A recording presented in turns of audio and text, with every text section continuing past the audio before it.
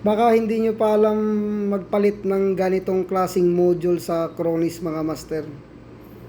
Ito ay heater controller module. So ito yung nagsusupply sa heater ng Kronis na blowing machine. So ang ginagawa ko dito master ay magpapalit ako ng bagong heating controller module. So pag hindi nyo pa alam mga master kung paano nyo to papalitan tong ganitong klaseng module, panoorin nyo tong video na to mga master. So dito sa video na to, ituturo ko sa inyo kung paano magpalit ng bagong module. So ito ay bago pala, yung nasa baba na to. So itong bagong module na to master, ito yung ipapalit ko dun sa may problema na heating controller module. So kung makikita nyo yung likuran nito, may apat lang to na terminal. So nakasabit lang to siya mga master. So plug and play lang talaga to mga master. So ito yung una yung tanggalin to, itong connector na to na papunta to sa heater na wiring. Tapos tanggalin nyo tong RG45 na connector na to.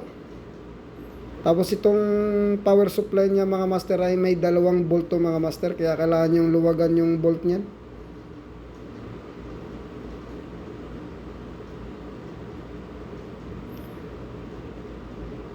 So lahat ng connector dito mga master ay plug and play lang talaga to, kaya madali lang magpalit nito. So hindi ka mahirapan magpalit nito.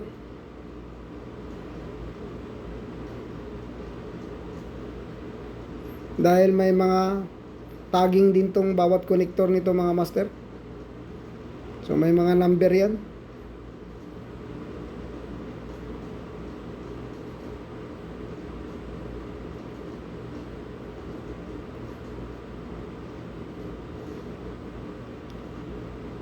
So pag natanggal mo na lahat yan mga master, ang mangyari dyan mga master, pag baklasin mo to, iangat mo lang tong module na to.